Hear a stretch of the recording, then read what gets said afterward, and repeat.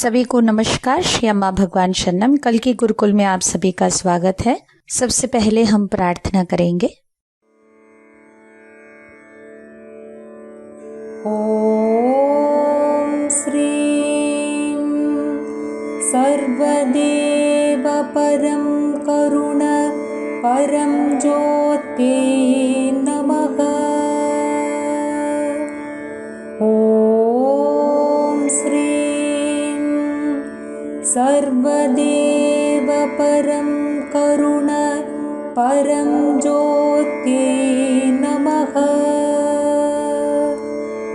ओम श्रीं सर्वदेव परं करुण परं ज्योते नमः।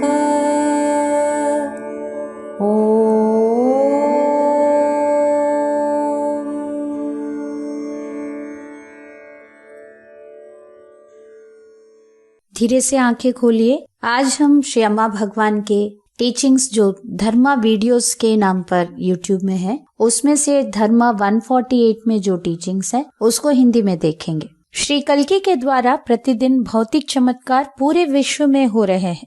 हम प्रतिदिन ऐसे ही एक चमत्कार प्रस्तुत करते हैं। चमत्कार प्राकृतिक सिद्धांत का विरुद्धाचरण नहीं करते, वो उच्च सिद्धांत के अनुयायी होते हैं। चमत्कार के उद्देश्य है आपके मन के चंगुल से आपको मुक्त करना। यहाँ आप देख सकते हैं कैसे एक भक्त के घर में श्रीमूर्ति से शहद प्रकट हुआ है।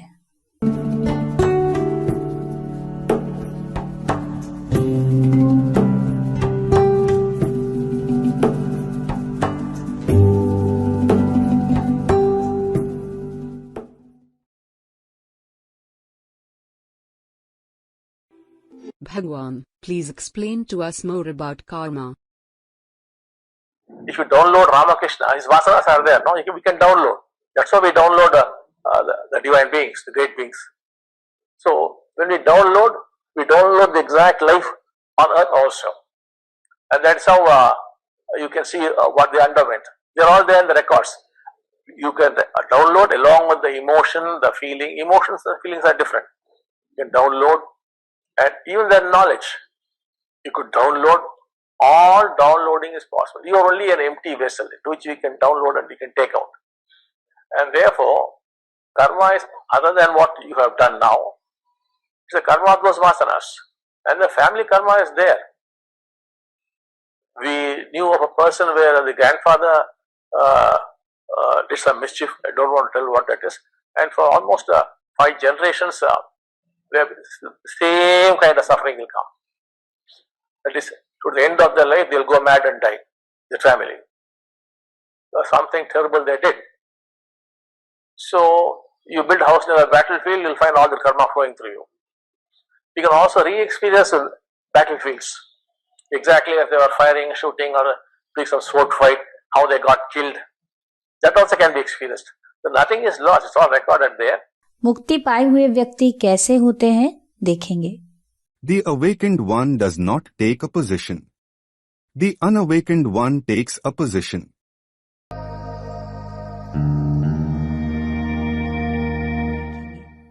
जीवन मुक्ता खुद को अवस्थापित नहीं करते। मुक्ति ना पाने के अवस्था में व्यक्ति खुद को अवस्थापित करते हैं। मुक्ति पाए हुए व्यक्ति के लिए मैं की भाव नहीं है, अहम भाव नहीं है। वो समय और आवश्यकता के अनुसार उनके अपने निर्णय को बदल सकते हैं और वो स्वाधीनता को अनुभव करते हैं कि परिस्थिति कैसा है, उसमें जो भी स्पष्टता उनको लाना होगा उसके अनुसार वो अपने निर्णय लेते हैं। उनका अपना कोई एक स्टैंड नहीं होता कि यही करना होगा और इसमें ही सभी को मानना होगा। उस तरह वो किसी भी बात में अटक नहीं जाते। जबकि मुक्ति ना पाने की अवस्था में व्यक्ति के अहंकार उनको पोजिशनल कर देता है। वो जो बोल रहे हैं उनको सब मानना ही पड़ेगा, जिससे वो अपने निर्णय से पीछे हटना नहीं चाहेंगे। तो उनके पास अपने निर्णय को लेकर कोई क्लैरिटी भी नहीं होता है। जबकि मुक्ति पाए हुए व्यक्ति के लिए हर चीज के बारे में बहुत स्पष्टता होती है। ऐसे मुक्ति ना पाने की अवस्था में अपने अहम दबाव में आकर वो जो बोल रहे हैं उसी को हर कोई मानना पड़ेगा। ऐसे जिद करने वालों को अगर हम बुलाएंगे तो क्या बुलाएं?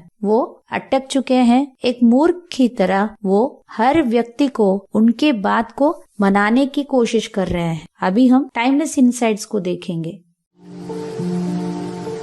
It is not the fear, but the fear of fear that haunts. Confront it.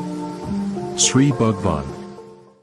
भय के भय आपको सताता है, ना कि भय। इसका सामना कीजिए। इसका अर्थ हुआ कैसे हम लगातार एक डर में जीवन को जी रहे हैं। कुछ ना कुछ हम अपने मन में सोचते हैं जो हुआ नहीं है, जो वास्तव नहीं है, किंतु वो अवास्तव में हो गया है और वो भय आपको अपने मन में ही खा लेता है। आप शेर के लिए नहीं डर रहे हैं, मगर अगर शेर आ जाएगा तो मुझे खा लेगा, तो उस विचार से आपको डर लग रहा है। तो श्री भगवान हमें कह रहे हैं कि अगर मान लीजिए काल्पनिक एक शेर को आपके सामने रखा गया है तो कितना रियल वास्तव में वो शेर को आप देख रहे हैं, तो आपको वो शेर को कॉन्फ्रंट करना है, उसे सामना करना है। जब आपके ये डर जो एक शेर है जो आपके सामने है उसे आप सामना करते हैं तो जरूर वो शेर आपको खा लेगा। मगर एक बार वो डर आपको खा लेगा, वो शेर आपको खा लेगा, तब आपके अंदर और डर ही नहीं रहेगा, क्योंकि आप ही नहीं है तो कहाँ है वो डर। किंतु हमेशा हम उस शेर से भाग रहे हैं, कहाँ वो मुझे खा लेगा, और इसीलिए आपके काल्पनिक डर से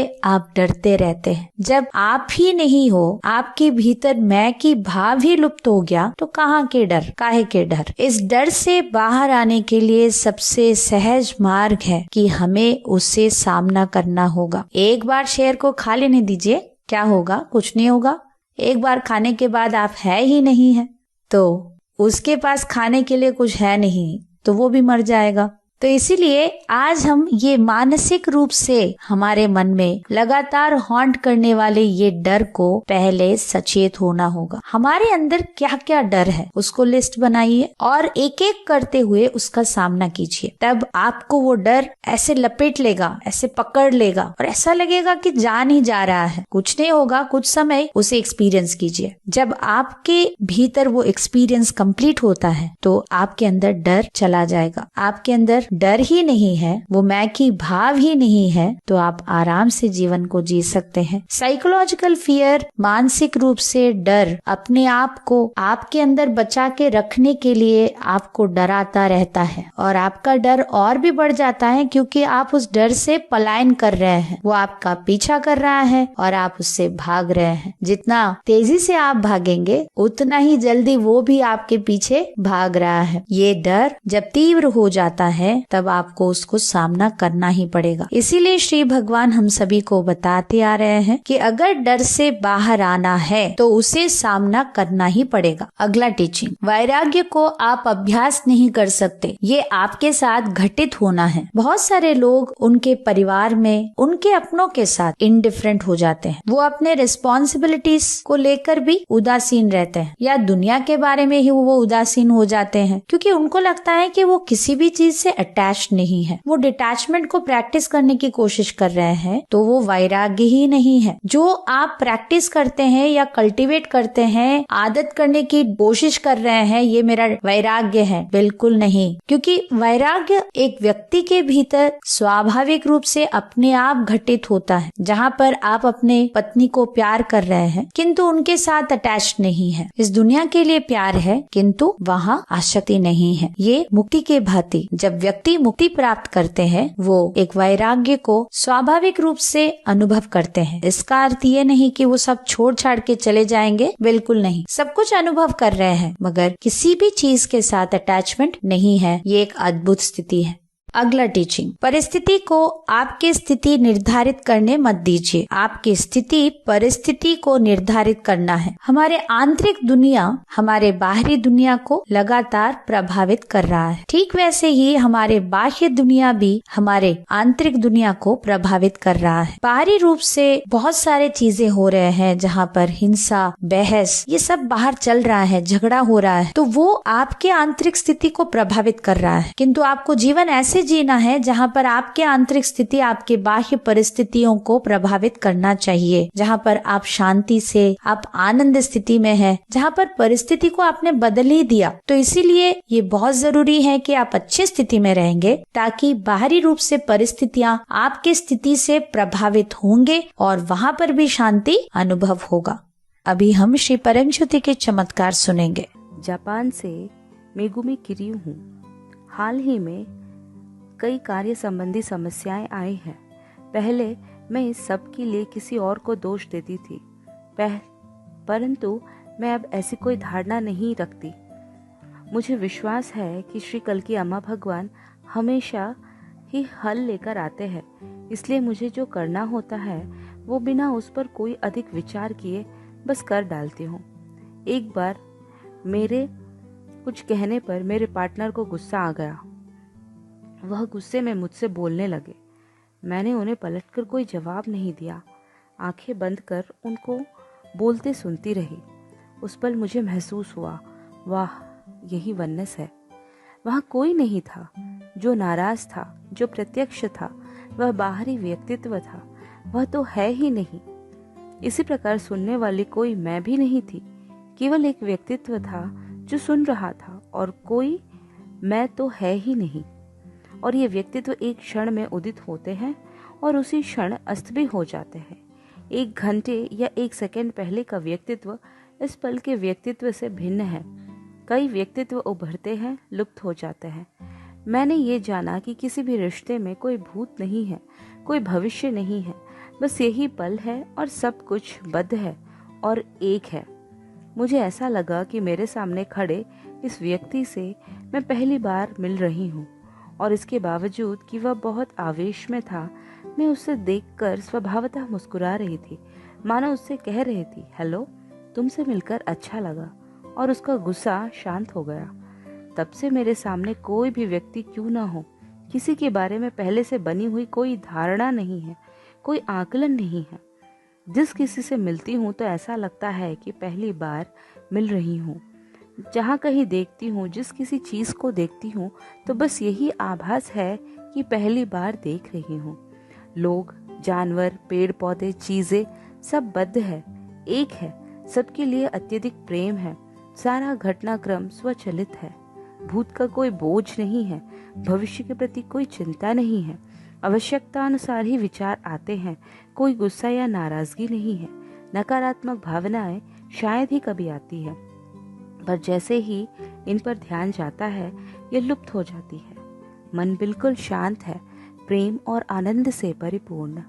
कुछ समय पहले तक मेरी कामना थी कि जल्दी भौतिक चमत्कार हो, परंतु अब मैं सहज भाव से इनके होने की राह देख रही हूँ। मैं जानती हूँ कि श्री भगवान दिव्य समयानुसार ये अवश्य करेंगे। जैसा श्री भगवान कहते हैं, हर घटना दिग्विषय, वारदात या दिव्य समय होता है, दिव्य नियोग होता है और दिव्य योजना अनुसार घटित होती है। मुझे इस बात का बोध कराने के लिए करुणामयी परम ज्योति अम्मा भगवान को सहृदय अनंत कोटि आभार। धन्यवाद।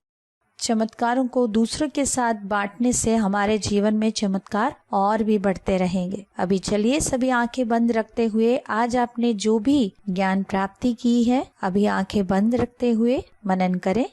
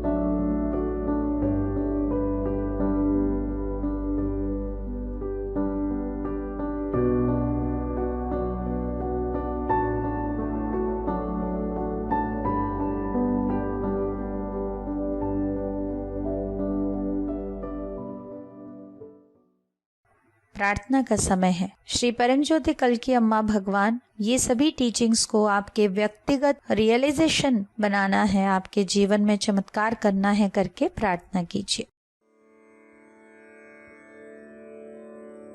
ॐ श्रीं सर्वदेव परं करुण परं ज्योते नमः। ॐ श्रीं सर्वदेव परं करुण परं ज्योते नमः। ॐ श्रीं सर्वदेव परं करुण परं ज्योते नमः।